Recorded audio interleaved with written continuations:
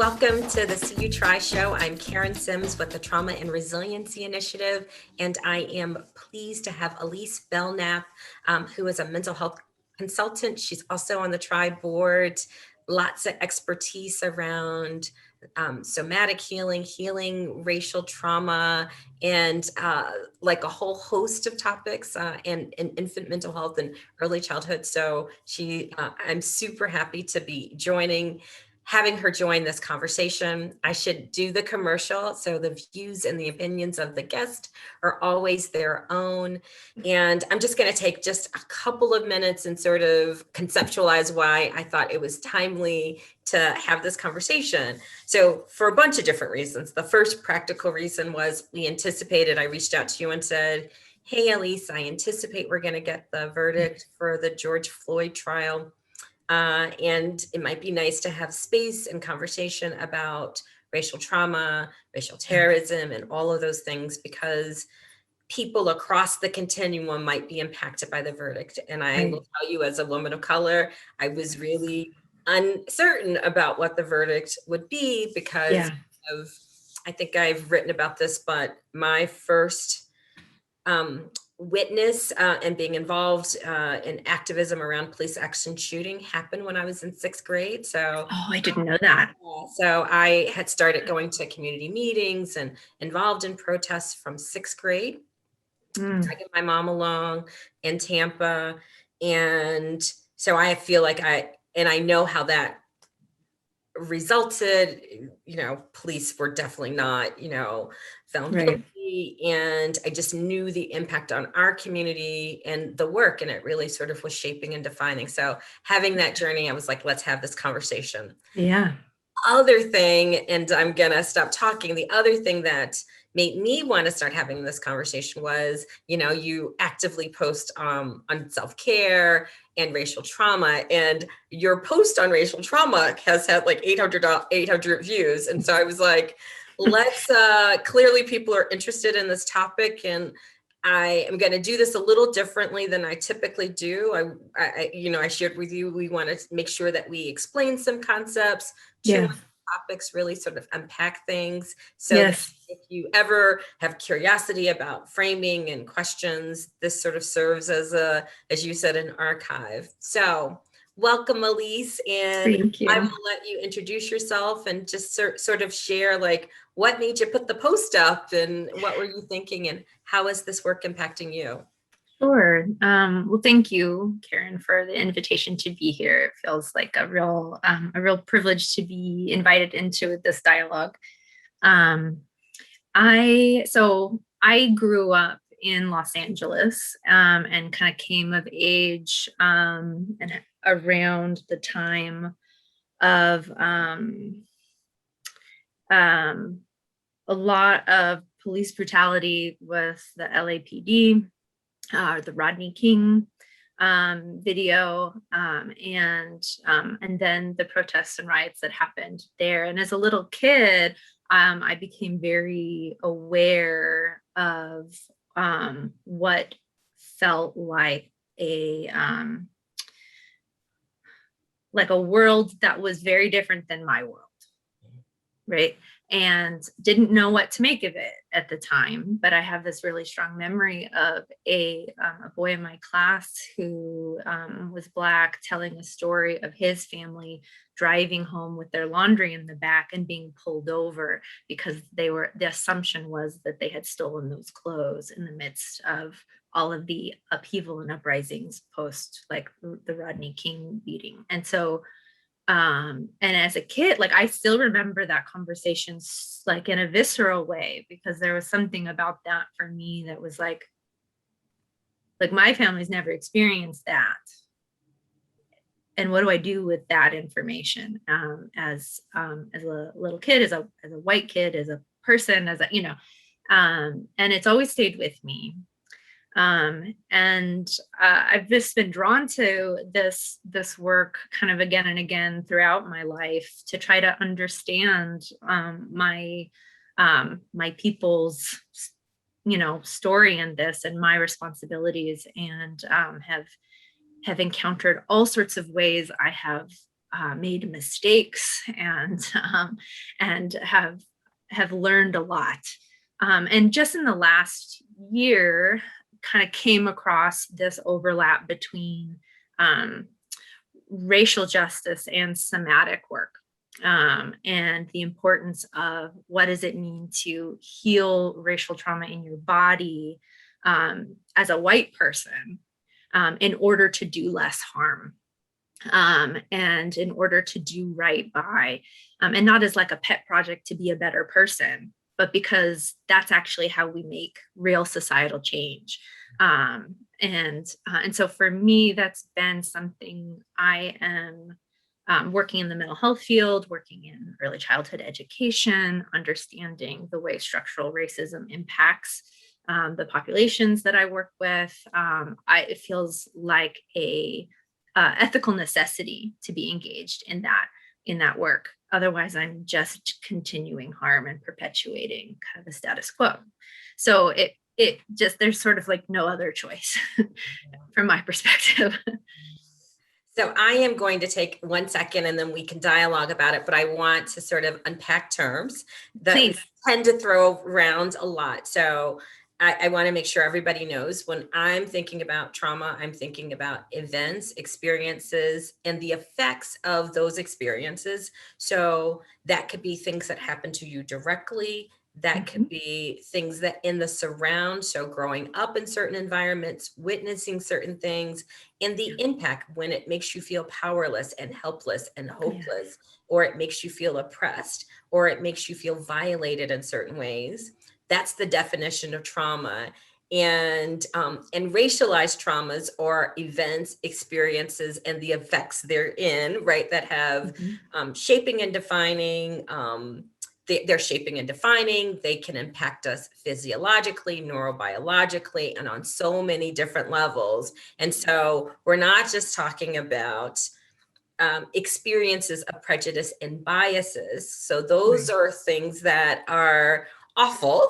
But we're talking about when there are policies, procedures, and practices, right? There are power dynamics that impact you and shape and define your reality. Those are things that are racial trauma, right? And so it is, I just want to say one last thing. It is why things like when communities experience a police shooting, and I want to put a caveat, like I'm definitely not against law enforcement, understand the role and function about protecting and serving, but when it feels like a state action, right, where someone has structural power that has the ability to impact that structural power on a community, and unfortunately, because of our unconscious issues and how we reinforce oppression, right?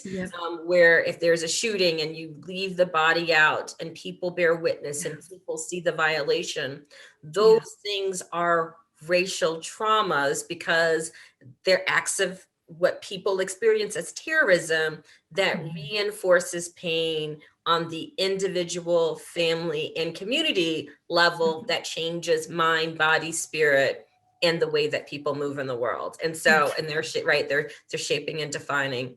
So just want to make sure we've unpacked that. I know, again, people say racism all the time, and people talk of racial trauma all the time, and people say systematic oppression, and people are like, what are all those things? And I just wanted to say, like, when systems are doing the oppression, that is systematic oppression. When it is because of when I'm oppressed because of my racial identity, and again, race is a social construct, but when people, because of skin color or ethnicity or any of those origins, decide to engage in practices, those are all acts of racial terrorism and trauma. So did I miss anything, or is that your understanding? No, that's my understanding. And I appreciate you pulling that apart in that way, because I think white folks in general have a pretty narrow understanding of what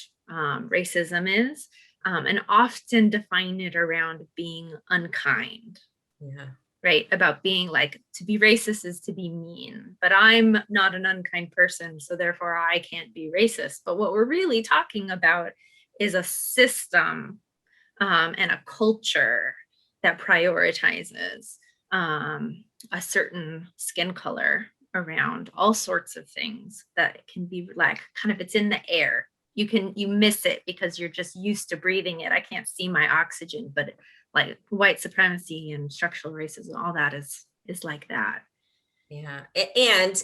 We adopt, like, I've been acutely aware of how much the word again is internalized racism or Mhm, patriarchy that I buy mhm, into. Patriarchy, mhm, like believing in sort of male centered values. So mhm, when I am perfectionistic or mhm, things have to be a certain way, or I am um, not collaborative or mhm. deliberative, if I am working to make things efficient but not Yep. intentional. All of those leadership models that we sort of get indoctrinated to believe are what makes you successful Yeah. are often ones that pull me out of relationship and reinforce the status quo, because we Mhm, do that. And I know this is part of your work, but when we're thinking about racism, we're all impacted by it. So mhm. I think that's the other thing, is that people think that only they're victims of racism, right? Like the people Right. for whom oppression is directed to on, but as a person who is a quote unquote, and I hate this word, but like maybe a perpetrator or someone Right. who's buying into the status quo, they're Mhm, impacted. If I mhm, am witnessing, so other people of color, other marginalized groups are mhm, also impacted. If I'm a partner of somebody who is a part mhm. of a structural system or a child of, all of these things have mental, physical, neurobiological, social, cultural impact on Yep. us. Yeah. Absolutely. And I know that that's part of the work that calls to you, is the Mhm. impact of being a part of these structures on the mind, body, and spirit. Absolutely. I mean, I think for me, a realization of kind of trying to work on, like, I've always been interested in systems and how we make systems work better and how do we, as communities, and as I kind of reflected on my own kind of journey towards like not just being not racist, but anti-racist, and what's the, it's sort of this, you have to do so much internal understanding that's very cognitive, but also like, how does my body feel in relationship to these systems and these people that are around me in my community? And being able to recognize that, like, how I feel around a person is going to impact how I relate, how my behaviors, how I communicate, what kinds of choices I offer them. And if I'm in a position of power, or if I'm just like the person who runs the front desk at the library, right? Like, which is like, I got resources, I can make you feel welcome or not welcome, right? And I'm not, that's not a specific reference. I'm not like Not referencing somebody at local. the library, but just sort of first thing that popped to mind. Like who I am as a person within the structure of the system, like, plays out. So even if we design a system that's supposed to work better, but we don't change who we are in the system, there's not really, like, the change doesn't really become embodied in the way that it needs to. And so then the people who are impacted by that system don't feel the difference, right? Because like, I'm still that same, I haven't made enough change within myself to be different within like a better organized system. Yeah. And one of the ways, would you agree that starts to manifest? I think you're talking about a process of like racial anxiety, right? So Sure. the physical manifestation of the process is that Mhm. we're all stressed out, right? So Mhm. as a person of color, I might have a higher stress response in certain environments and situations. I might be more hypervigilant or more guarded or more conscious, or I Yep. might feel a certain kind of way, but I am feeling a heightened stress response I could be feeling a heightened response, stress response, or not feeling a heightened stress response because of what it means to work in a structure where you feel like you're not valued, you're not welcomed, you're devalued, like you don't matter. Conversely, as other people, like if you are a part of a white-bodied constituent group, you have been socialized and indoctrinated, and this is how implicit biases work, to believe that certain people are a certain way, manifest a certain way, will behave a certain way, will be more threatening, more aggressive, bad, or worse, right? Like choose a verb, right? Right. And that I will deserve to be in this space, and that I will be treated with respect, and I can assume the best in the other people that look like me, right? And feel fearful, right? Or Yes. different or disconnected in an embodied way from people who are culturally different than you are. And so then, we can think about how generations that gets reinforced, where you're like this, right? We're separate and distant, and I demonize or, right? I'm trying to think, not necessarily demonize, but am, right, like I label and disconnect from parts of myself that I don't want to own. Yeah, I think for me, and I think what we're kind of dancing around is like how our nervous system functions, right? And that our nervous systems have a very simple job, and that is to identify whether we are safe, whether we are in danger, or whether our life is about to end, right? And so those are kind of like, that's the first thing our brain gets way before like any kind of thoughtful, slow, cognitive, reasonable decision that we make, is this data about, am I safe or not? And so when we're not, like, generally speaking, right, like our bodies tend to read things we're less familiar with as dangerous. And when we've built our entire system around like being separate, or by assuming that like we got to be better, we have to feel better about ourselves, and so we're going to like make things harder for, like, as a system, then our bodies get used to that, right? Is that like, and there, right, for Black and brown bodies, like there's real danger.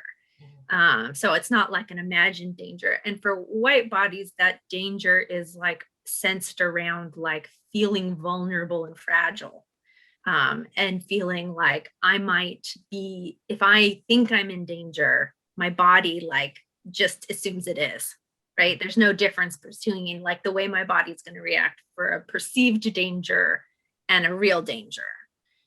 And so being able to recognize like my body's reaction around people of color, what is that like? Do I experience discomfort? Do I experience comfort? Do I have an opening, a contraction, or does my body relax? Like that's the beginning of that work on a somatic level. How would my body feel different if this was a white person that I was talking to? Can I be reflective about that? Can I be curious about that without going into overwhelm and shutting down and distracting and putting on Bridgerton instead or something, right? Because right, so there's all kinds of levels to that.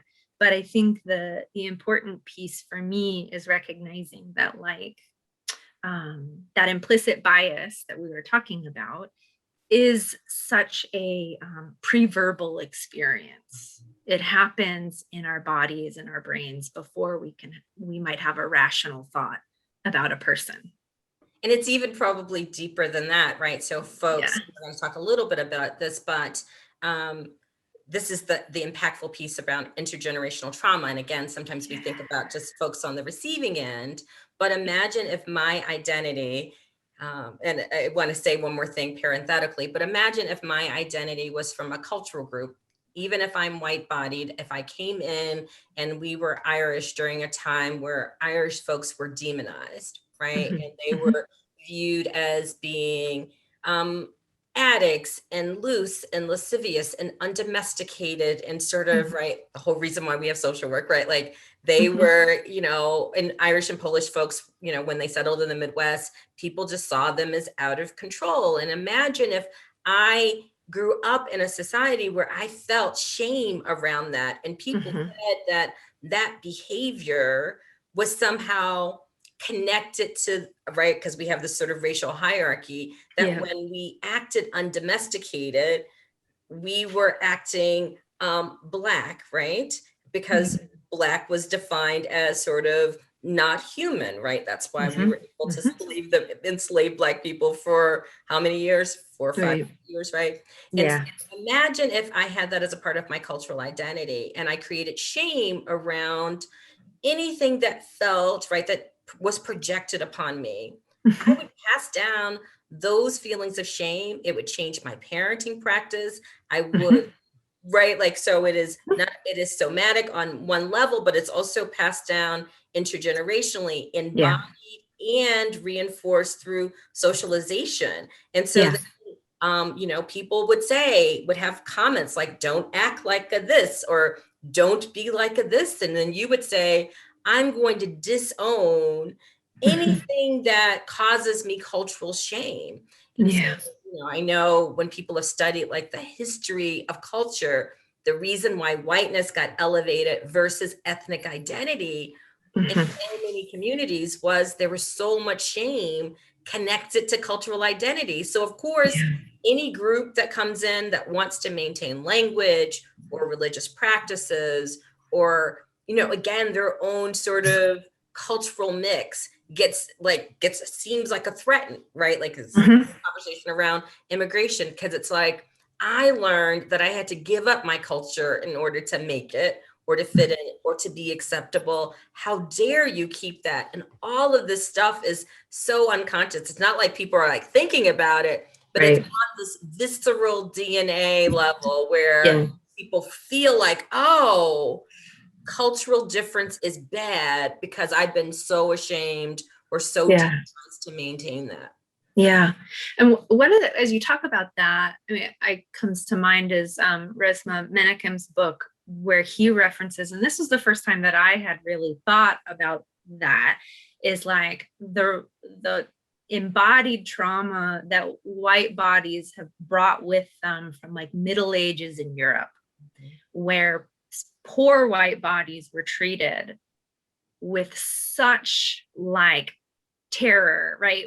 There was like so much physical and emotional and harm being done to bodies in that space that was never healed, Yeah. right? And then brought over to the United States, where then you kind of cobble together a sense of like, I have to be better than how I feel, right? But there is this history of trauma that lives in all of our bodies. And how do we move forward? How do we do real racial justice, right? When we're all walking around with all this unhealed stuff.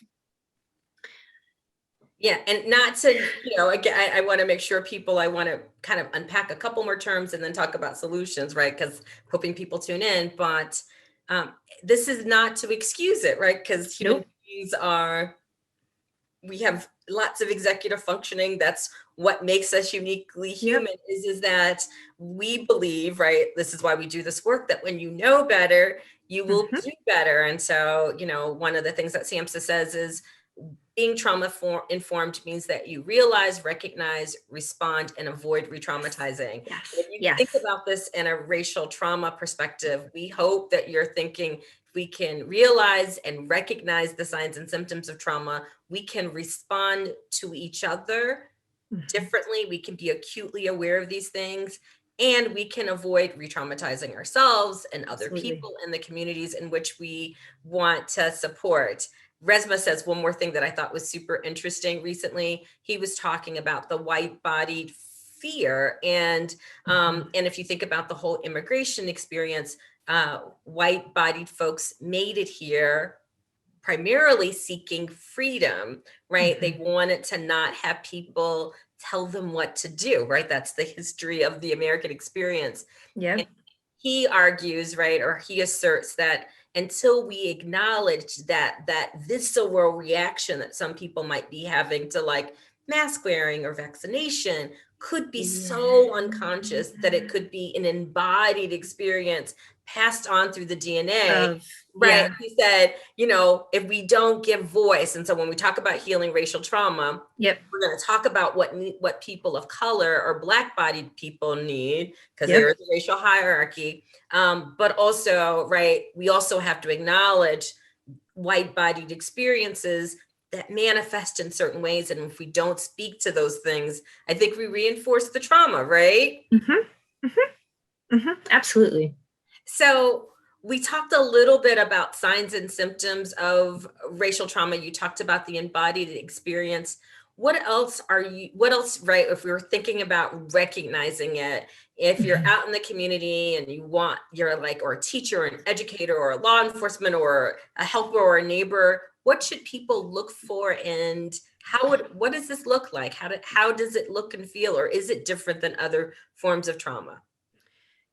I mean, from my understanding, right, is that like trauma looks like trauma, right, in the body and in our behaviors. And so, but when the context shifts, like what you're hypervigilant around shifts as well, right? And so that can look like depression, that can look like anxiety, that can look like always kind of watching and keep determining whether you're safe all the time, which takes up an incredible amount of energy and cognitive load, right? It can also show up in terms of like anger and rage, a sense of helplessness, denial, because all of that's really painful. We don't want to feel that way. It's uncomfortable to feel that way. And so we develop all sorts of coping strategies to manage the emotional pain, which registers as physical pain in our bodies, to manage all of that discomfort.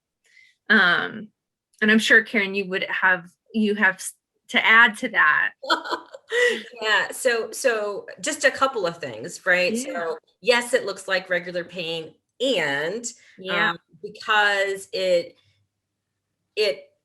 because of how structures, right? Like one of the things that we would say is when we're trying to help, when you have a discrete trauma, like one thing happens to you that has an impact at shaping, defining, but if you can put protective factors and resiliency factors and remove the threat, most people recover, do well, don't need a whole bunch of like therapy, interventions, and supports. Like really, like just having people listen to you, hear you, be with you, support you, and then you have movement in a lot of other wellness strategies, you will do well.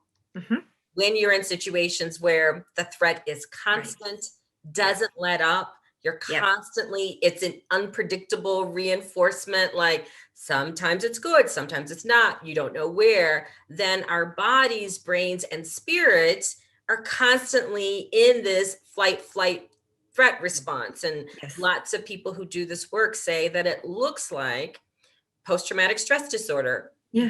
By definition, we believe that most people with PTSD have a pre-existing trauma. And when you've been impacted by structural inequities and inequalities, it statistically makes you more vulnerable to a pre-existing trauma. And then you add the impact of racism and all of the oppressions that could happen. A lot of people present with what looks like, so numbing, feelings of helplessness, sometimes some dissociation, some checking out.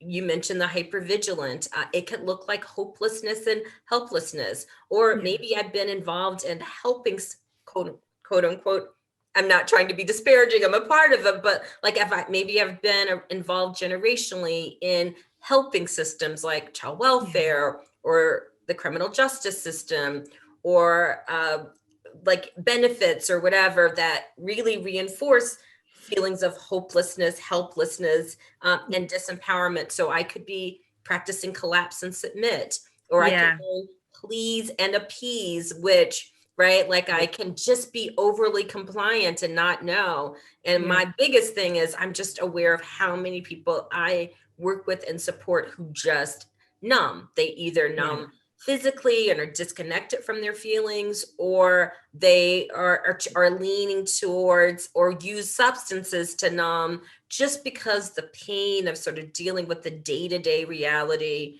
is just too much to bear, right? The brain can only stay in flight, flight, freeze response for so much. Absolutely. Yeah, absolutely. And I mean, again, that's all nervous system stuff, right? And you can't, like, once you get to a point in your body is in this state of fight or flight for that long, you can't sustain it. And so that can look, what we think of as depression, right, can really look like your body kind of shutting down and collapsing in the face of this like relentless amount of stress that's just built in the world around you, as structural racism provides. Yeah, and although there's a lot that is complicated about her work, people like Joy DeGruy, who does work on post-traumatic slave disorder, and Ruth Miller, who does segregation stress syndrome, they talk about how to, when you're trying to avoid dealing with and the impact of racialized trauma, it might like impact your ability to want to be socially mobile, because it being in worlds where it's more integrated and I have to have contact with more and more white people creates more stress. And so I may avoid promotions and social mobility and economics. And so there's so many adaptations that people make because of sometimes not wanting to experience, right, what it feels like to exist in a racialized environment. I know there is a saying in communities of color that because of racial trauma, Black mothers love their sons and raise their daughters. And supposedly sons are loved because there's no guarantee that they're going to make it into adulthood, right? And so if you can think about what it's like to be in community where, right, girls are raised and boys are loved, all right, and all the complications that makes for very complicated situations and relationships and trying to be together, right? All adapting to sort of the impact of race and racism. Yeah, and I've noticed online this whole conversation happening around like Black men and the types of cars they're willing to drive in, and what choices they've made around like having the car they want and getting too much attention from police and the stress that comes from that versus the car that keeps them safe. And that is a choice, right, that they are forced to make around like what's like, this is the world that I live in, and I don't want to have to do that. It's knowing as like a white person, right, and as a white woman, like that's not a consideration that I'd ever had to make. And there are other considerations that I make about my embodiment to stay safe in the world, but they're to like, just because it's something I haven't experienced doesn't mean that it doesn't hit, right? It doesn't hit the Black men who are in that position and having to make decisions about like, how do I stay safe out in the world today? Absolutely. And all of the other things. The other thing that I want to say is I would also hope that, right, that recognizing signs and symptoms, that if adults who work with kids or young men or young women, if they're aware that there's this thing called racialized trauma and racial trauma, when they're in experiences, because I was in a discussion recently and people were like, well, kids just don't have hope and they aren't motivated and they only think for today and they there was a lot of lamenting. What's the context? And I was like, those are normal adaptive responses when it feels like your life doesn't have value, or that there isn't a lot of hope and opportunity, or that people see you as a threat, or that people don't believe in you. And I, as a woman of color, can't open the news, can't turn on the Right. TV and not have Black bodies, Black lives devalued, not talked about, seen as violent. I mean, all of the laws that are tentatively on, right, like about to be passed really say like, hey, right, the law that says we can drive a car into your protest and that be legally Right. okay says, I really state sanctioned, I don't really value your life, right? Like, Yeah. and so of course, if I'm a kiddo growing up in a household with adults who are maybe seeing they call it Black body porn, right? Seeing a steady dose of Black men shot or Black women shot or people going to jail or all of the things that we get fed. How would you at 15 feel like your life matters, that it's worth it, that there's hope? Instead, you're like, I need to make the most of every day because I don't know if the future is guaranteed. So I Yeah. just wish the adults would say, oh, it's an adaptive behavior. And then what do we do differently Yeah. rather than demonize, pathologize, shame, guilt, blame, Right. normal, regular adaptive responses? Yeah. And what you're talking about is like a choice to be curious as opposed to like just like to decide about a person, to be curious about the world that they live in. Yeah. Yeah. And, I mentioned internalized racism, and just to know that even people of color can buy into languaging where we can also reinforce the same biases because we buy into a narrative that certain things are bad and good. Right. So I think that was part of the pain post civil rights movement, was that people thought if you ever look at pictures of the civil rights movement, people dressed well and were well behaved and were polite, right? And so people thought that would be the thing that would help people realize we have worth and value, and we show up to protest, we are disciplined and organized and right, professional. And still people, terrorized, Right. water hosed, spit Yeah. on, cussed It was at, all on the like news. all of those things. Yep. And that did not make a difference. And so the children of the 60s said, Why would I keep doing that? why did I Because keep doing that? And now we have children in the 2020s who are like, really? Like, we've tried this, we've tried this, we've tried this, and none of those work. And again, imagine how that makes you feel hopeless and Right. helpless and powerless. Right. Yeah, absolutely. So the problem. So let's talk about solutions, and we've mentioned that this all gets passed down intergenerationally. So what do we do about it? So what kind of helps heal racialized trauma, and what should people do? What should we do? Right. So I think what I've learned over the years, and what I think is really lovely, is like how much of, as I learn more and more about these somatic practices, how much of that is already built into Black culture, right? And so like built into around all of the things that feel connecting and soothing, and like song, being able to, all the things that heal trauma around like rhythm, repetitiveness. Like if you do the 6 R's of Bruce Perry's work, right? Like a lot of that is built into Black culture, around being able to like sway with each other, being able to sing, hum, wail, dance, and white culture is not doing those things in quite the same way in order to hold a container for like real processing of emotions.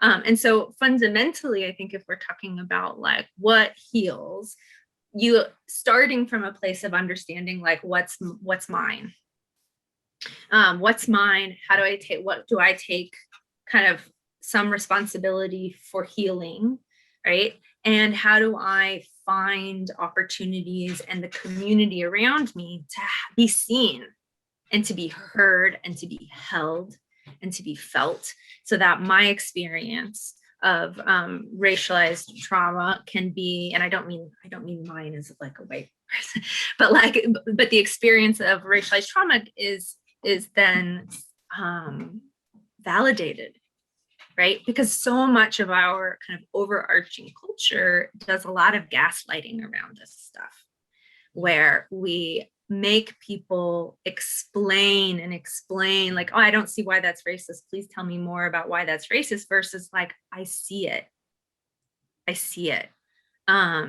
So I think that's a really big piece, right? It's like all humans want to feel seen and heard and understood, and we don't do that well on a kind of global way and in our culture around race and racial trauma. We spend a lot of time making Black and brown people of color prove it. Yeah. So, right. So starts off with some basic healing strategies. First, increasing body awareness, giving face and voice and language to those experiences, having those experiences validated and acknowledged, having people co-create with you, right? Co-regulate with you, to stand with you in your pain. All of those things are healing strategies. And Bruce Perry's 6 R's, and I always forget: rhythmic, repetitive, relational, respectful, relevant. And I always miss one. And then the one that he knows that I always throw in are restorative practices. So I think, and so what also helps heal trauma are those, and I sort of want to lean into the restorative practices, is that we need places and spaces where people have the ability and capacity to have courageous conversations. Yes. And talk this through, where they can acknowledge harm, and where there needs to be harm repaired, there are structures in place for harm repair.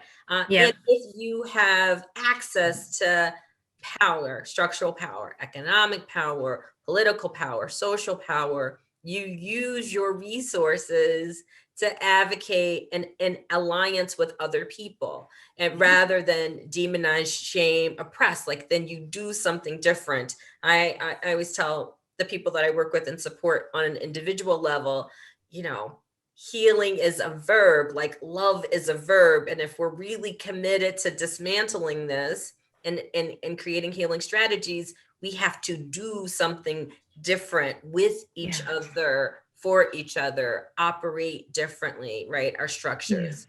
Yeah, and I think what we've learned over time in trauma research is that just telling the stories isn't enough, and can sometimes just reinforce the trauma, right? And just acting out our trauma responses can just reinforce that neurological pathway in our brain around it. And so the other piece that I heard you say, and we talk a lot about in early childhood, is like understanding what is underneath the behavior. Like what need am I trying to get met here? What am I trying to communicate by when I feel the need to shut down, when I'm trying to like be overly productive, when I am looking for opportunities to numb? And can I sit with that, name it, and find a way to get that need met in community authentically, is hugely healing. Hugely.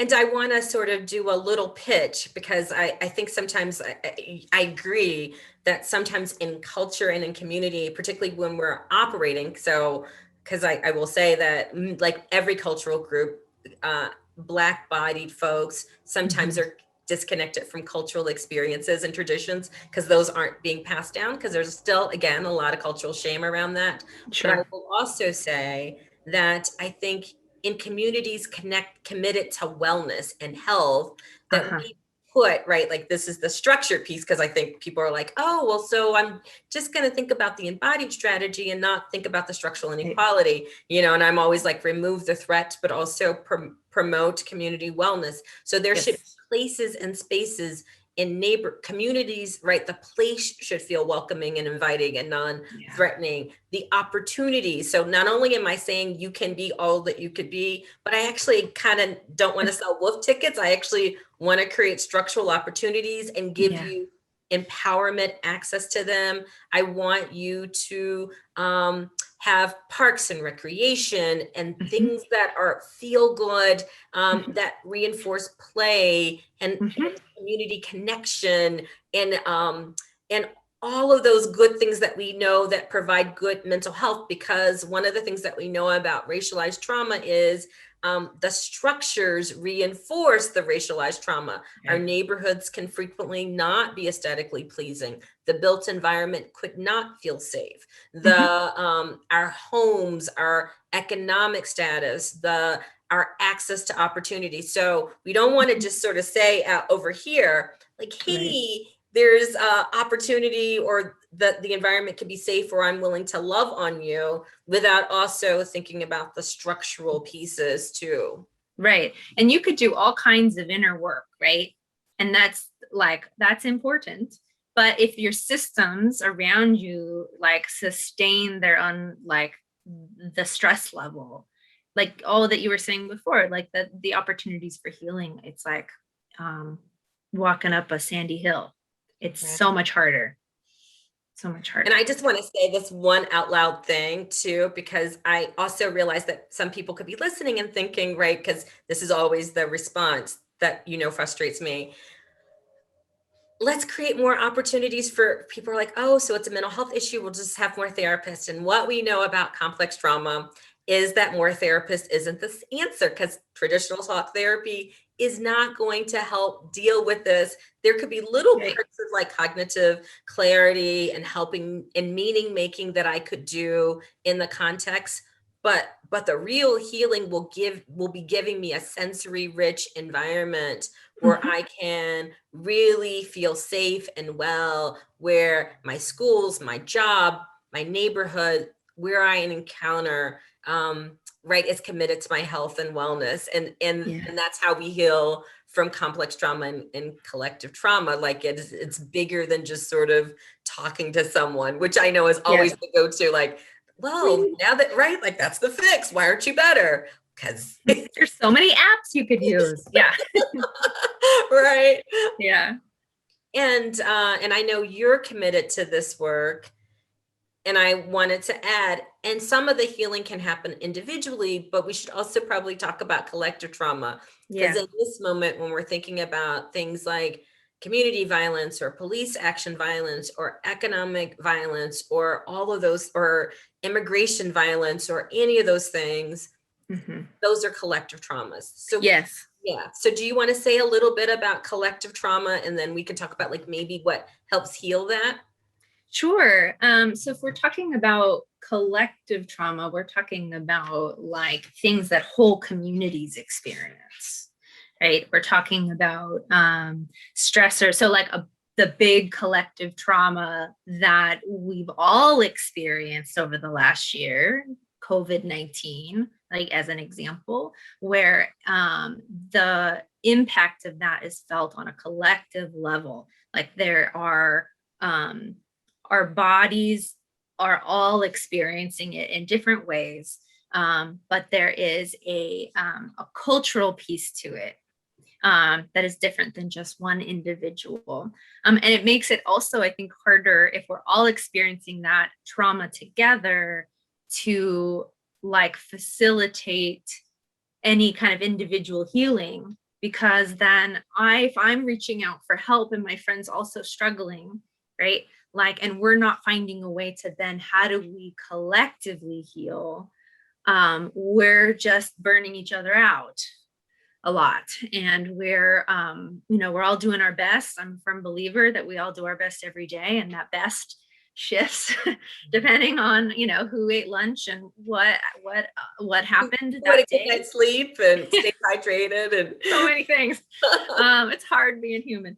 But I do think that like understanding that collective traumas, the healing process needs to be considered in a collective way in order for us to heal. Like we're all acting like we get to just go back to normal, and none of us are ready for that, right? And so then what does it look like system-wide right? But then let's apply that to the conversation at hand when we're talking about like a racial trauma. And we have David Chauvin verdict comes down. We're still waiting on sentencing. Like I'm still holding my breath on that. There's still opportunities for that to fall apart. And we have all kinds of other shootings that are happening around us all the time. So it's not like that one event is like a singular healing opportunity, because the system is still perpetrating all of these harms. So then what does collective healing look like? It's a really important question. Absolutely right. So I have been playing around with thinking about what that looks like and feels like in some Thomas Hubel's work around healing collective trauma. And I think some of it is, and so work with me and see if this fits, us learning how to moan together. Right. So because when we again watch when we're going through COVID, or when we saw all kind of across the globe the George Floyd's murder, how do we make meaning of what we all experience, right? So part of the power of the experience is what we tell ourselves about it, or what do we tell ourselves about racism or racism's impact? How do we offer hope and understanding in community, right? Like together we're saying, I get it. How do we acknowledge the harm and the loss? Right. Like, and think, and that is on so many different levels. I think a lot of people are still trying to deal with this grief piece. Yeah. How do we name the pain, which, Resma's work is so embodied. Like, how do we name, and then also start to create a new vision of what's possible? Because I don't want, right? I think hopefully people here, we're saying, yes, we want you to acknowledge racial trauma exists, but also we have to start reimagining a world without it, right? And then how do we make sure that collectively we have soothing activities? So people across the globe have rituals and practices. And I think as Americans, or people who live in the United States, we've lost those soothing rituals. People are just addicted to religious practices and spiritual practices. And so we need things that are rhythmic and repetitive and reassuring and embodied and tangible, that we do together, that we publicly display our grief. We look back to move forward. So I've been playing around with moaning. I love it.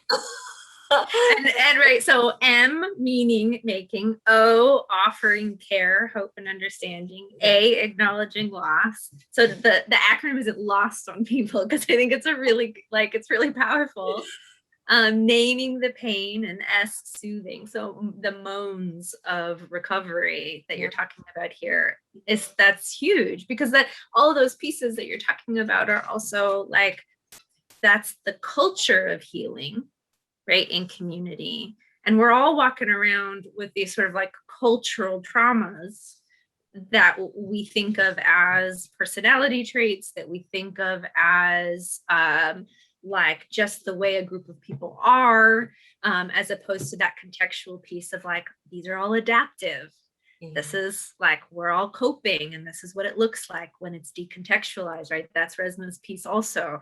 So what does healing look like contextualized in a culture? And I'm very curious about what that could look like for us here in Champaign, Indiana. I just imagine if there were, I know we're almost like out of time, but imagine if we really thought like we were committed to creating ritualized practices or opportunities for people, to get clear about themselves, to work on their own bodies, to promote healing, and then absolutely, and then to come together as people to really think about healing collectively. And then I think we would be so much more mobilized and equipped to dismantle structural oppression.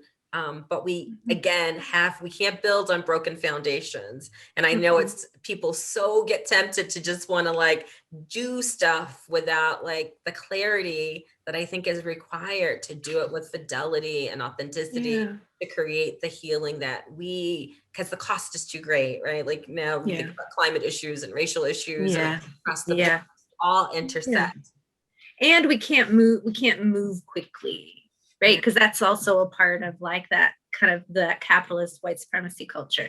We got to move with intention, with discernment, in community, in collaboration, all of those important pieces. Yeah.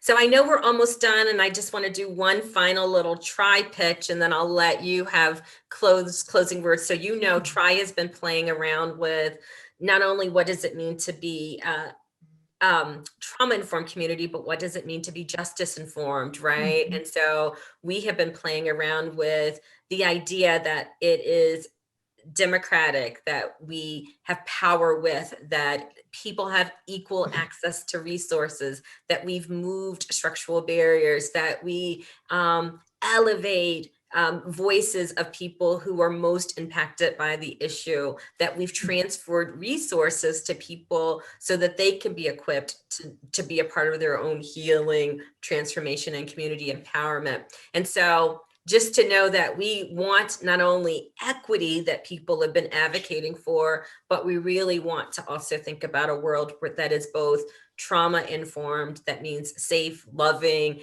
collaborative, empowering, and resilient, right? And justice informed, because we think without those two being married together, it is hard to kind of create a vision that is both safe from healing, but also really like honors and respects the full self and gives you ample opportunity to become all you can be.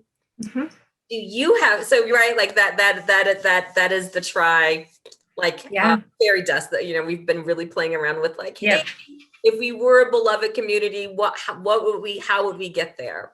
Yeah, really important. Yeah, do you have closing words? Well, I would encourage, right? So if folks are coming into this conversation and they want to do more around it, right? There's so many incredible resources out there that look at that kind of somatic racial trauma, and that somatic racial trauma lens. Like you can go to On Being and listen to Resma talk there. It's really great. My Grandmother's Hands. If as a white person, if you haven't read Me and White Supremacy by Layla Saad, like you need to do that. But that's not where you stop, right? Like it's also about how do we do this in community, and what are the soothing practices that I can develop in community that allow me to hold space for myself and my discomfort, and how do I do that so I can really hold space for other people and hear them. And understand what they've been through, even if it wasn't my own personal experience. Wow, that is wonderful. I know we will have some more information about resources. I know we have an intern that's working on a really great newsletter. So if you're not connected to the Try listserv, reach out, find us, and so that we can make sure that we send resources to you, because we want to continue this work and discussion. It is always such a pleasure, right? Like clearly, I love talking with you and exploring with you. And we also are open. So come to the Try Facebook group or wherever, or go to this on the Urbana Public TV channel and share your thoughts about how we do this work together. What would you prefer? What could we do? Where do we start? Because we are the ones we've been waiting for. So thank you.